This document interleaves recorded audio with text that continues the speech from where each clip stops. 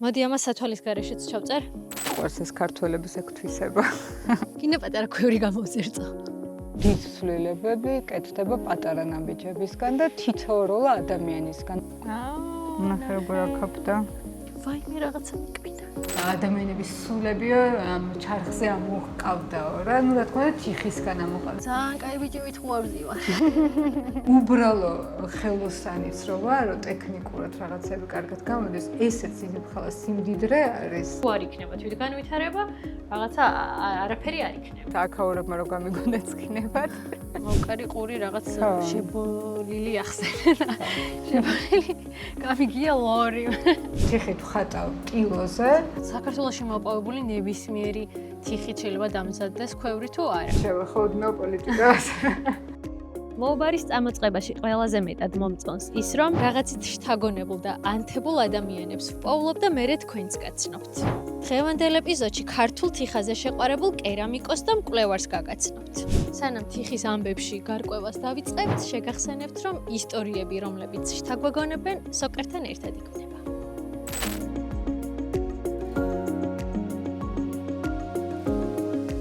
ირინა ჯიბუტი, კერამიკოსი. სტაბილური პატარა საწარმოოდან გადმოვედი სრულად აკადემიურ მიმართულებაზე. მუშაობ ამ დარგში უკვე 20 წელია და ეხლა უკვე მკვლევარსაც ვეძახი საკუთარ თავს. სოფელ ნურიოში ვარ. ნურის თიხის კარიერთან. ეს ადგილი ცნობილი არის მეტნაკლებ. არის ზოგი კარიერები, რომლებიც უკვე ვიცით და თქვა ცოტა ხნით უფრო ადრე იყო შესწავლილი სავარაუდოდ ადგილობრივებისგან და თქვა მე რო სტუდენტი ვიყავი, 20 წლის წინ, მაშინ საერთოდ რა თქმა უნდა იმპორტული თიხა არ არსებობდა საქართველოში და მაშინ ვიყენებდით ხოლმე ნურის თიხას და მეორე კარიერა რომელიც ასევე ცნობილია და მაქაურ თიხასაც ადგილობრივად ზოგჯერ ვიყენებენ, თქვა კერამიკოსები არის ქსნის თიხა. არის კიდე რაღაცა მე რო ვსწავლობდი, მაშინ ნაზავს ვაკეთებდით ხოლმე ერთმანეთში ურავდით ამ ქსასთან ორიას და რაღაც ცოტა უფრო, იმიტომ რომ ამას თავისი თვისება აქვს, იმას თავისი თვისება აქვს, აქვს მაგალითად ამას. მაგალითად ნურის თიხას იმიტომ არ ვწყალობდით, ასე ვთქვათ, თუმცა აქაურებმა რო გამიგონდეთ იქნებათ, რომ შიგნით არის კირი. აი ხა შევამოწმოთ ასევე კირი არის თუ არა შიგნით და არ არის კარგან კირი არის ესე შეიძლება იყოს თიხაში რაღაც რაოდენობით მაგრამ და ესეთი ხელისშემშლელი არის უფრო მეტად აი გამოწვის მერე იცის ნამუშევრიდან უფრო შეიძლება 10 წელი გავიდეს და რაღაც პატარაზე ამოაგდოს რაღაცა ბურთებივით. ეხლა მე მაინტერესებს, კარგი, ეს კარიერი ალბათ საბადო. საბადო, დეპოზიტი, ხო, საბადო შეიძლება. ნუ ეს საბადო ეხლა მეტნაკლებად რახან ცნობილია, კარგი, მაგრამ როცა მიდიხარ, როცა ეძება. ეხლა წერანაც ყვებოდი, მაგრამ გავიმეოროთ. რა განიშნებს ხოლმე, რომ იქ შეიძლება, ეხლა ხო, ანუ როგორ შეიძლება, რომ აი ესე უბრალოდ ხარ დაიწყებ კი, რაღაცა მიგანიშნოს. ხო, რაღაცა მიგანიშნოს. თიხის ამოსაცნობი ერთ-ერთი მანიშნებელი არის დამსკვერი მიწა. ხა ჩემთვის ეს იმიტომ არის მანიშნებელი, რომ თიხის მინერალებს აქვს უბრალოდ თვისება, რომ როცა შრება ფართოვდება და როცა სველი არის იკუმშება და ამიტომ ეს დამსკვერი ეს არის სრულად თიხის, ეს არ არის თქვა აი ზუსტად არის თვითონ მიწაში რა შედის, ახლა მაგრამ თიხის მინერალის ხასიათი არის ეს. შეიძლება არც იყოს ფენა ჩამოჭრილი ხა როგორც აქ გვაქვს, ხო? აი პირდაპირ რა თქმა უნდა ხედავთ, რომ აქ ნამუშევარი არის ტრაქტორითაც გააქვთ ეს თიხა. მაგრამ ძირითად შემთხვევაში უკვე ესეთი ადგილები ბევრი არ არის საქართველოში. რამოდენიმე კერა, სადაც გვაქვს სოფლებში, აღმოსავლეთში და დასავლეთში რაღაც სულ რამოდენიმე ადგილი შემორჩენილი და დანარჩენს მე ჩემი მისაგნები არის. ხო, ხო, ჩემი კვლევის მთლიანობაში არ ვიცი, ძალიან ბევრი, 30-ზე მეტი ადგილიდან მაქვს წამოღებული ნიმუში და შეიძლება საერთოდ ხელუხლებელი ადგილიდან ისეთ საინტერესო ნიმუში წამოვიღო, რომ ბევრად ჯობდეს, თქვა უკვე რაც ვიცით მეტნაკლებად. კვარცი ახსენე წერნა კიდე. ხო, კვარცი კიდე შეიძლება რაღაცებმა კიდე განიშნოს ხოლმე, ხა კვარცის ქვა თვითონ არის ანუ დედა მინერალები, ასე ვთქვათ, თიხას და კვარცს, ანუ ერთიდან წარმოვიდნენ და კვარცი არის მეტამორფული წარმოშობის, რომელსაც ვთქვათ ვერ შეხვდებით ვულკანურ ბუნებაში, რომელიც არის ჯავახეთში, მესხეთში. იქ არის ვულკანური და უფრო პემზას, ოფსიდიანს და ესეც მას შევხვდებით და რადგან სხვადასხვა წარმოშობა აქვს რა მეტამორფულია, ვულკანური არის, როცა ამოფრქვევით ყალიბდება ლანდშაფტი თუ ბუნება, მეტამორფული როცა ილექება. ორივეგან შეიძლება რა თქმა უნდა თიხა იყოს. კი, აუცილებლად. კარგი და ეხლა მოდი ვაჩვენოთ როგორ ხდება შემოწმება. ნახოთ. ხო, ეს ძალიან საინტერესოა, ესეთი რაღაცა თამაშივით არის და ისედაც სადაც მივდივარ, შეიძლება კონკრეტულად თიხისაძებლად არ მივდიოდ, უბრალოდ წყალი თუ გაქვს მინიმუმ, წყალი თუ გაქვს უკვე ამოიცემ, იმიტომ რომ ექსპერიმენტი რაღაც თიხები ცოტა ფხვიერი არის. ზოგი თიხა შეიძლება არ იყოს თავიდან ესეთი ფხვიერი და აი მკრევა ჭირდებოდეს რა, რაღაც სხვადასხვა ისეთი მაქვს მოკლე. მაგალითად ახლა საგარეჯოდან აი მართლა არაჩვეულებრივი შესაძლებლობების თიხა წამოვიღე და თუ არ დავქვი, ანუ წყალიც მათ არ მიშველა მაგ შემთხვევაში, უბრალოდ თვითონ ადგილობრივებისგან თვითცოდი რომ იქ რაღაცი იყო. და კიდე პლუს ან ძალიან მიმზიდველი იყო თვითონ ეს ქანი რომელიც ჩამოჭრილი იყო და ვიფიქრე რაღაც იქნება და ადგილობრივების მერე დამეხმარნენ და აქვს აი ძალიან კარგი ესეთი კარგი შეცხვადობა აქვს. ნუ ხა თიხა სხვადასხვა მიზეზით ხვდებით რატოა კარგი და რატოა ცუდი. რატო არის ესეთი ძველი დარგი? იმიტომ რომ ყველაფერი სად იყო ტექნოლოგიები, სად იყო ქარხნები, როცა ქართველები 8000 წლის წინ აკეთებდნენ კერამიკას. ესე იგი, ბუნება გვაძლევს ყველაფერს იმისთვის, რომ შევქმნათ არაჩვეულებრივი ნამუშევრები, მათ შორის მთელი ეს ჯაჭვი განვითარდეს, არა მხოლოდ თიხა დავამუშავოთ, არამედ საღებავებიც შეგვიძლია რომ მოვიპოვოთ და თიხის საღებავები სწორედ ეს არის, ესეც ბუნებაში არის. და ხა შეგვიძლია დავისვათ ხელები. ანუ ისედაც აი თვითონ პლასტიურობაც კი ეთყობა, აი ამ მანქანის ნამუშავება, აი ამ ჩამოსმულ იმაზე ობობას დაუმგრიე ხელში. და ვცდილობ ხოლმე ხოლმე ცოტა შიგნიდან გამოვიღოთ, თქო, აი პირველი ფენა მაინც უფრო ნაშალი არის და ხო, წაგან ადგილობრივებს შევხვდით და ძალიან სასიამოვნოა ქონდა გამოლაპარაკება ამ თიხაზე, რომ ჩინურ ფაიფურსაც კი ჯობია ჩვენი თიხაო და მიყვარს ეს ქართველების ეკუთვისება. ნუ ცხადია რომ უკვე გვატყობინებს თავის შესახებ პირველ ინფორმაციას გვაძლევს. და ანჩენი არა მე მთელი ეს პროცესი, რაც უკვე სახელოსნოში ხდება. ხო, აი ნახეთ როგორი რაღაცა კრემივით არის და ძალიან სასიამოვნოა ხალხში. და შემოწმებას კიდის რაოდენობაზე უკეთებ ხოლმე ძმრით, ძმარით და მაქვს ხოლმე. უკვე სოლზე? სოლზე შეიძლება და მშრალზე შეიძლება. ძალიან შეიძლება მეცუცა და მეცანდა. კი, როგორ არა. ფართო პროცესში. ეს აიდან გავში ხადა. ეს შეიძლება ცოტა. კი.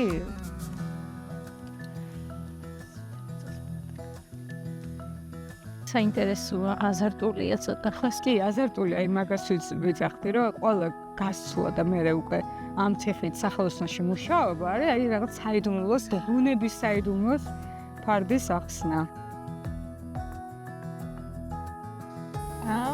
ნახე როგორ აკապდა.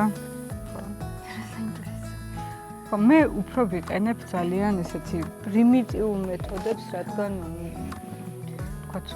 ქარხნისთვის არ ვამზადებ, ხო, რაც გამოცდილია. ნახე როგორ. ხო.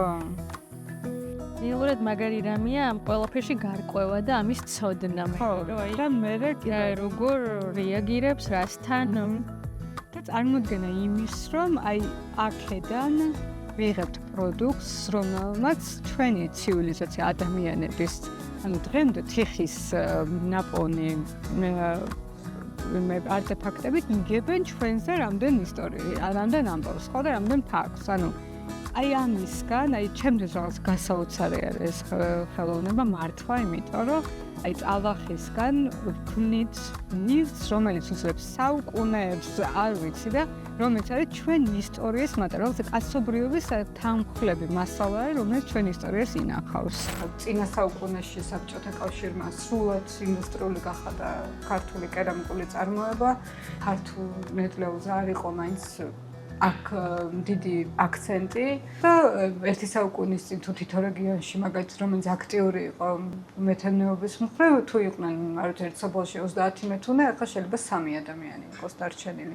ზოგადად კაცები იყვნენ, ესეც უცნაური არის, თუმცა ბევრ კულტურაში და ქართულში ზუსტად არ ვიცი ქალები იყვნენ მეთუნეები, იმიტომ რომ კვებასთან ასოცირდებოდა და საჭმელის შენახვასთან ასოცირდებოდა ჭურჭელი და რაღაც უფრო ქალის საქმე იყო და მეთუნეებიც ქალები იყვნენ. მე რაღაცა გადავიდა ეს უკვე რაღაც უფრო კაცის ხალობაში და რაღაც გამოწვევები მე მქონდა მაგალითად ამაში, რომ განსაკუთრებით რეგიონებში რომ ეს კაცის საქმე არის და მე მგონი ახლა ესე აღარავინ აღარ ფიქრობს, იმიტომ რომ დავდივარ ტყეღრე და მოვიპოვებ თიხებს და მოვათრევ და მე ვამუშავებ. მოვკარი ყური რაღაც შებოლილი ახსენა. შებოლილი გამიგია ლორი. აი შებოლვის გამოწვა ეს არის შავკრიალა კერამიკა, რომელიც აი ქალა მთლიანად ანუ უმალში კეთდება ეს გამოწვის დროს, რომ თიხის ქალა იბოლება. ონეს ბოლი შედის სრულად შიგნით, გარედან კი არ შავდება უბრალოდ.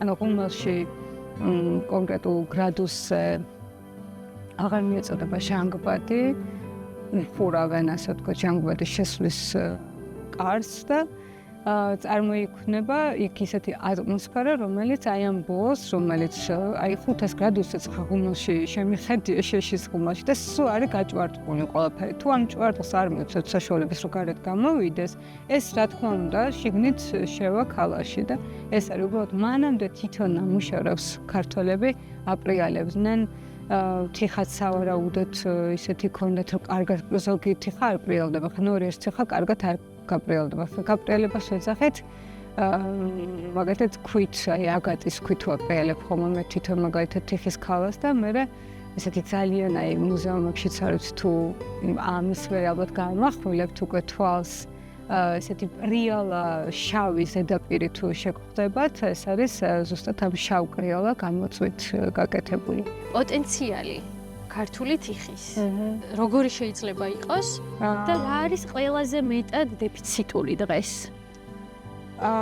ყველაზე მეტად დეფიციტურს მაინც ცოდნას ვიტყოდი, იმიტომ რესურსი გვაქვს, რესურსის ცოდნა, რესურსი როგორ გამოვიყენოთ ამის ცოდნა. განათლების სისტემა ან ძალიან ფართო არის პრობლემა და არც ის რთული ამის გადაჭრა. უფრო მეტი მომდომება, უფრო მეტი მიძღვნილი ადამიანი, თუნდაც რეგიონებში, ახლა რეგიონებში როგორი წარმოებაც იქნება ადგილობრივი, ის ვერანაირად ვერ იქნება იგივენა არის თბილისში, ხო, აბსოლუტურად სხვანაირი სისტემა არის, ხო?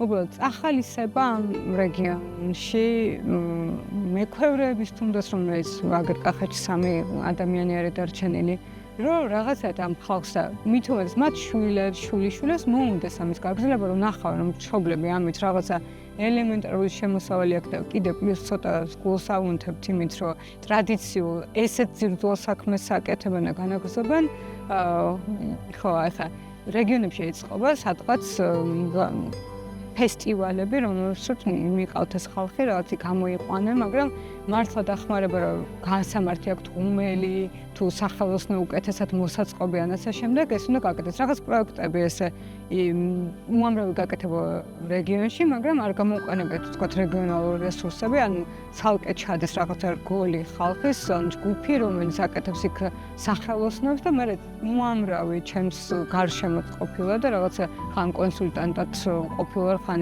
ესა, რომ გახსნილა დიდი სამბითეს რეგიონში ვითომ სახელოსნოები და მე დახურვა, იმიტომ რომ არ ყოფილა ეს განმრძობადობითი მიდგომა არ ყოფილა ამისი და მე მგონია რომ რაც წაგვართვა თქვათ წინა საუკუნემ არის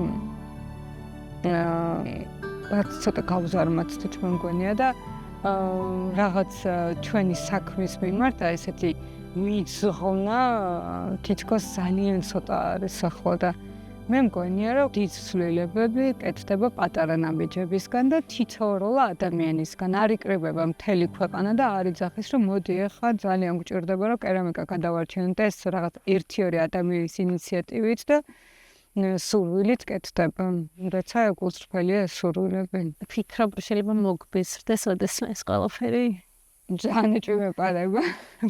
ერთ-ერთი მეორე ცხოვრება რომ მქონდეს გეოლოგიას უფრო ღრმად შევისწავლეთ. მაგრამ არა. დარწმუნებული ვარ არასოდეს. მაგას ვფიქრობ, რომ რა დავბერდები ფიზიკურად რომ ძალიან დიდი ფიზიკური შრომა არის კერამიკაზე მუშაობა. დამღლელი და მართლა ჯანი გჭირდება რა. და რო ჯანი რო აღარ მექნება, რას ვიზამ და წიგნებს დავწერ კერამიკაზე. მაგრამ არა, ამას რა თქმა უნდა არასოდეს.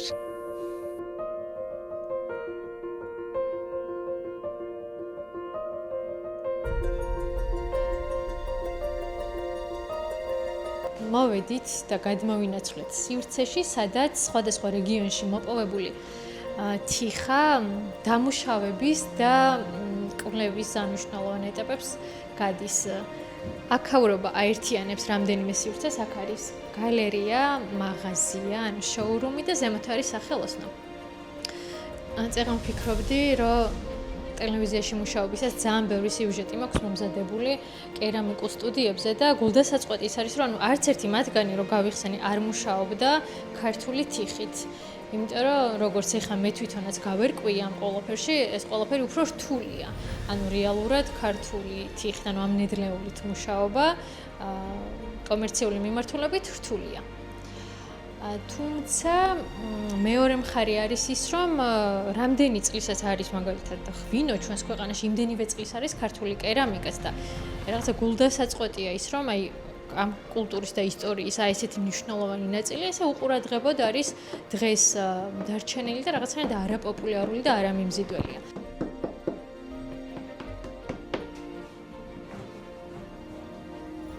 სანამ გადავინაცვლებთ გალერეის სივრცეში და იქაურობაზე მოყოლას გთხოვ, მანამდე მინდა რომ სახელწოდებაზე მითხრა, აქაურობას ქვია, ქართულად უთარგმნით საერთო მიწა. რაში ნარს ატარებს ეს სახელწოდება და რატო დაარქვი მაინც და მაინც ასე? პირველ რიგში იმიტომ რომ რასაც ვიხები, რასაც ვსწავლობ და რითიც ვცხოვრობ არის მიწა, ანუ თიხა. და როგორც წეგან აღნიშნე, მინდა რომ რასაც ვაკეთებ ეს იყოს გაზიარებული. ვთვლი რომ ჩემი არ არის რა თქმა უნდა ეს მიწა რომელსაც მე ვიკვლევ და მთელ საქართველოს გვეკუთვნის და საერთოდაც მთელ მსოფლიოს გვეკუთვნის დედამიწა და ხო საერთო არის.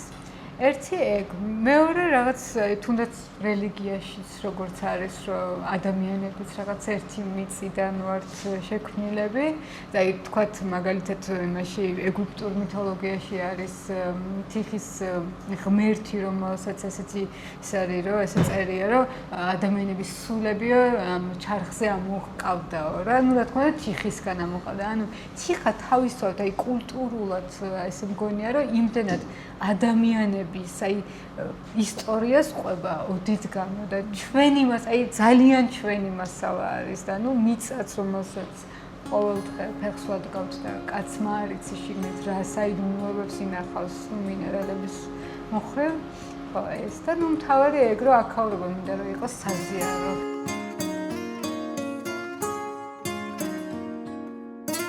გარდა იმისა რომ თიხას როგორც სამუშაო მასალად მოვიპოვებ. ამავე დროს მაგალითად ეს არის ფორმულა, როგორ უნდა გაკეთდეს თიხისგან ჭიქური. უბრალოდ თიხისგან? თვითონ თიხისგან, კი. ვაკეთებ ჭიქურს, უბრალოდ თიხა დაბალ ტემპერატურიან თიხას ვიყენებ მაღალი ტემპერატურიანი თიხის ჭიქურად. მასაჭიქურებლად? ეს არის თიხა, ეს არის ნაცარი, ეს არის მალღობელი თიხის და ჭიქურის და სხვადასხვა პროცენტულობით მაქვს შერეული. და მე რომელიც მომეწონება მაგალითად აი ეს მომწონს და მინდა რომ გამოვიყვანო ნამუშევრისთვის, ვიცი უკვე აქ რა პროცენტულობა მაქვს და გავაკეთებ უკვე ამ ჭიქურს მაგალითად ამ ჭიქურს რომელიც ვიზუალურად თქვათ ეხმიანება ჩემ რა ჩაგეგმებულ ნებისმიერი თიხა გამოდგება ანუ კითხვით რომ დაბალგრადუსიანი მაგრამ ნებისმიერი დაბალგრადუსიანი ფერები როგორ მიიღება ფერები მე უკვე შემდეგი ეტაპია ჯერ ერთი აი ხა ნახეთ უკვე ეს აი აქ როგორი მრავალფეროვნება ეს სხვა თიხა არის და სხვანაირი ფერები აქვს ეს სხვა თიხა არის სხვანაირი ეს სხვა თიხა არის სხვანაირი ფერები აქვს მაგრამ მე თუ მე შემდეგი ნაბიჯი არის რომ უკვე ამას შემიძლია რომ გავურიო მაგალითად სხვა ქიმიკატი, არ ვიცი, რკინის ჟანგი, ან კობალტის ჟანგი, ან მაგნეზიუმი, ან ქრომის ჟანგი და კიდე მივიღებ ამისგან სხვა ფერს.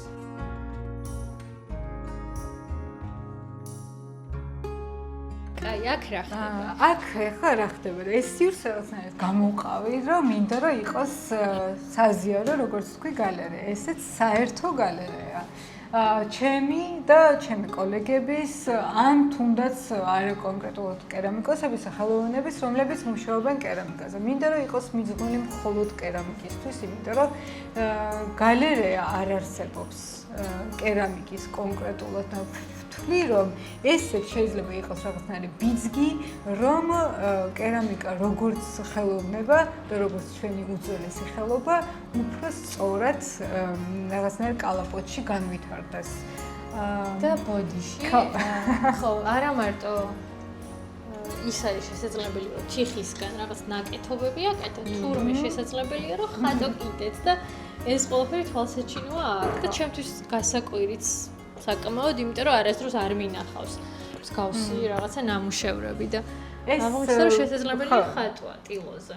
როგორც კი, როგორც აღნიშნე, მინდა რომ ეს სივრცე იყოს არა ჩემი პირადი შემოქმედების გამოსაფენად, არამედ სხვებისთვის, თქვათ რაღაცა წავახალისო ახალდამთავრებულები, თუნდაც სტუდენტები, რომ მოკლედ ვისაც რა უნდა ისაკეთოს, ოღონდ ეს უნდა ეხებოდეს კერამიკას და ეს უნდა იყოს რაღაცა, რასაც გავაზიებ და რაც გაგზრდეს როგორც პროფესიონალებს ან ხელოვნებს.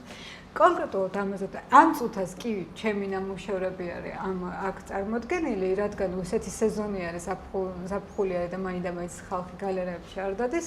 ამიტომ გადავწყვიტე, რომ ზაფხულში იყოს ეს ჩემი ერთგვარ დავარქმევდი თამაშს. ეხლა რატო არის თამაში? იმიტომ რომ ხო, თიხით ვხატავ ტილოზე, ძირითადად ტილოზე ზეთის სახებავებით ხატავენ, მაგრამ მე გადავწყვიტე, რომ თიხით დავხატო, იმიტომ რომ ეს იმდენად ჩემი მედია არის, რომ მედიუმი უბრალოდ რომ მინდოდა რომ ამ კუთხე ისედაც ყველაფერს ვაექსპერიმენტებ, აი ქვებსაც რასაც მოვიპოვებ, ვწვავ და მე რომ ვხვნი და მე აღმოვაჩინე შეიძლება რაღაცას კარგი რეზულტატი მომცეს მაგალითად გამოწვევაში.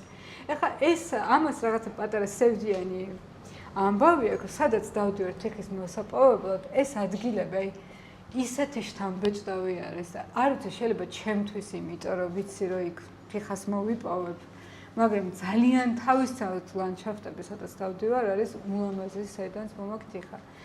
მე თიხა რომ მომაქვს რომ დავამუშავებ და პროცესს რომ გავდივარ და გამოვწევ ეს თიხა ძირითად შემთხვევაში არის ტერაკოტა. ანუ აი ეს მრავალფეროვნება ეხლა აქ რასაც ხედავთ ეს არის სულ მთლად ქართული ველური თიხები ჩემს მიერ მოპოვებული რომელიც აი ბუნებაში ესეთი მრავალფეროვანია და გამოწვევს. მე არის ტერაკოტა.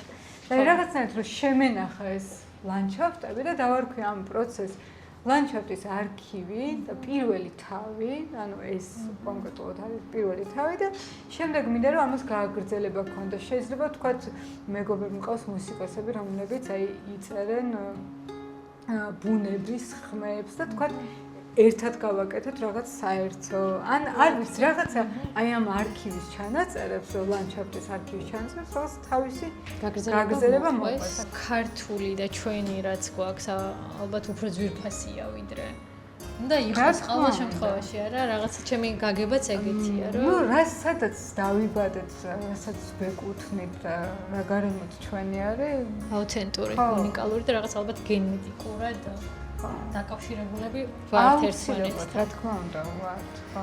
ხო, ამის შეხსენება და კიდე ერთხელ გააზრება ძალიან სასიამოვნო იყო და ხო ეს დღევანდელი ამ ეპიზოდის ზემუშაობის პროცესი კიდე რაღაცა სხვა არის ხოლმე ეპიზოდები, რომ რაღაცა სხვანაირად მოდის ემოციურად ეს კავშირი და ხო მადლობა ამისთვის. პირიქით. წავედით, ნახვამდის.